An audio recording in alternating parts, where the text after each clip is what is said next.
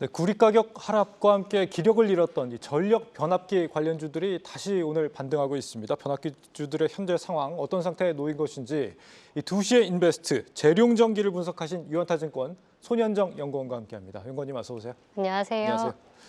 지난주에 연구원님께서 짚어주셨던 이 냉동김밥이죠. 우양. 네. 지난주에 상한가 같습니다. 네. 네, 뭐 어떻게 코멘트를 좀 해주세요. 사실 네. 냉동김밥 관련주로 지금 상장되어 있는 종목이 유일한 종목이기 때문에 상당히 좀 긍정적으로 말씀드렸는데 밸류에이션 측면에서는 사실 좀 많이 오른 감이 있긴 합니다. 하지만 지금 삼양이 앞서서 수출 데이터가 되게 잘 나오고 있고 이런 점을 본다면 우양도 7, 8월에 미국의 수출 데이터가 확실히 숫자로 찍히게 된다면 또 한 번에 또 사이클이 올 수 있지 않을까 이렇게 기대는 하고 있습니다. 예, 감사하고요.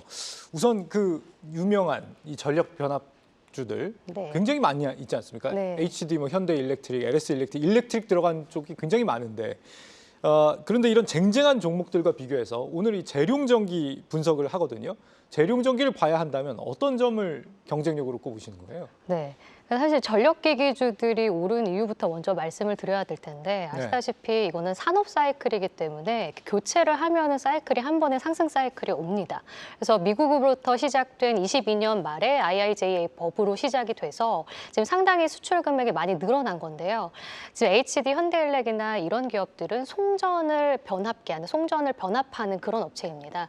그러니까 지금 발전소에서 송전을 할 때 전압을 올려줄 때 쓰는 변압기고요. 네. 제가 지금 말씀드리려고 하는 재룡전기 같은 경우에는 이제 송전소에서 이제 소비자들에게 가는 전압을 낮춰주는 배전 변압기를 만드는 회사다 이렇게 보시면 되는데요. 네.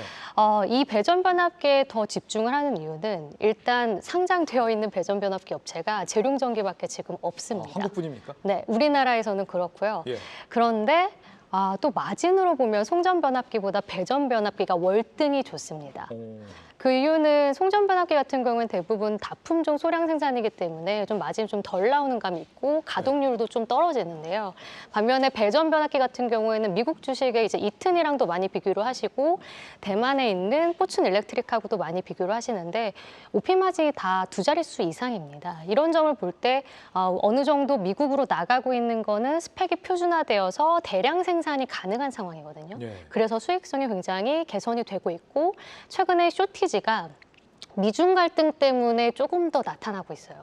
그러니까 중국이 원래 이 소형 변압기 업체들이 되게 많았는데 지금도 많은데 우리나라 업체들이 미중 갈등에 대한 다른 반사 수혜를 받게 된 거죠.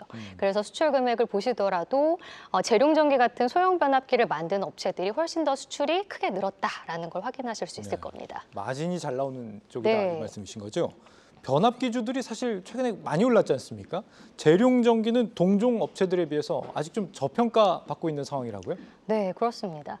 일단 저는 이 사이클 자체가 이 인프라 교체 사이클뿐만 아니라 많이들 알고 계시는 AI 데이터 센터 향 쪽으로 많이 수요가 늘어날 거기 때문에 과거보다 더 강력한 사이클이 올 거라고 예상을 하고 있는데 그런 국면 속에서 지금 재룡전기가 많이 오르긴 했지만 상대적으로 제가 앞서 말씀드린 이튼이나 포춘 일렉트릭이나 해외 기업 대비해서 25년 PER 기준으로 보더라도 상당히 낮습니다. 그래서 지금 다른 기업들 보시면요.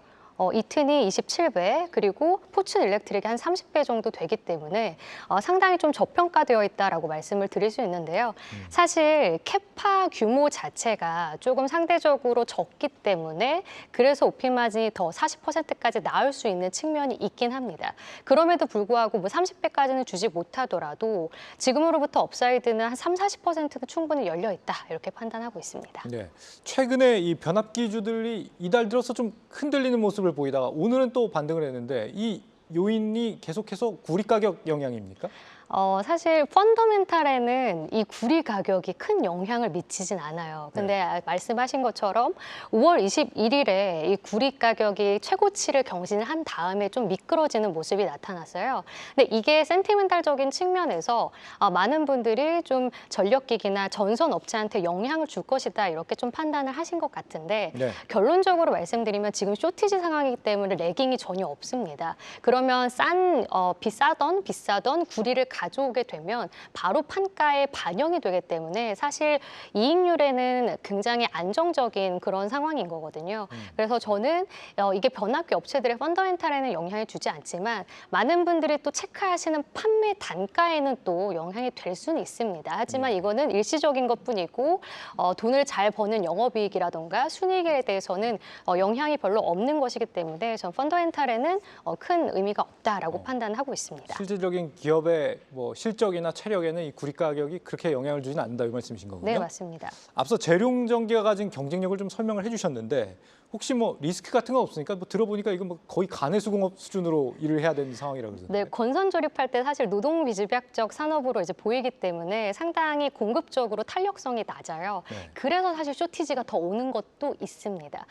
그런데 지금 단기적으로 만약에 리스크라고 한다면 2분기 실적이 잘 나오길 바라겠죠, 많은 분들이. 여기는 오피 마진이 뭐 40%까지 기대가 되는 기업인데 최근에 사실 판관비에 많이 영향을 주는 부분이라고 한다면 운임이 있습니다. 운임이요? 네, 컨테이너선 운임 지수가 최근 많이 치솟고 있잖아요. 그래서 상반기까지는 좀 많이 올라갈 거로 예상이 되고 있는 만큼 그게 어느 정도 이익률에는 영향을 줄 수가 있습니다. 네. 단 하반기에는 또 많이 들으셨겠지만 이 운임이 또 낮아질 가능성이 매우 높거든요. 그렇게 된다면 3분기에 Q도 재룡전기가 굉장히 커지는 상황에서 오피 마진이 전 40% 이상 나올 가능성도 있다고 판단하고 있습니다. 그래서 저는 중장기적으로 굉장히 좋은 회사이자 좀 좋은 주식이다 이렇게 네. 바라보고 있습니다. 여기서 잠깐 짤막하게 OP 마진이 뭡니까? 오퍼레이팅 마진인데요. 영업이익률이라고 보시면 됩니다. 네네. 알겠습니다.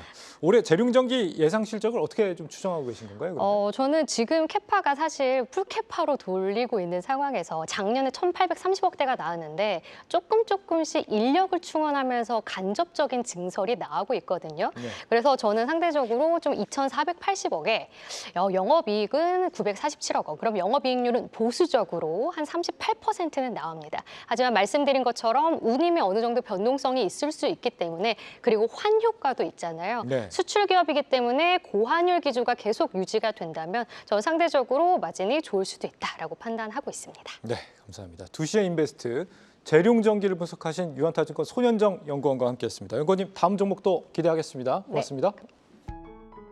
계속해서 다양한 경제 이슈를 알고 싶다면 구독과 좋아요, 알림 설정 부탁드립니다. AI 캐스터 권미정이었습니다.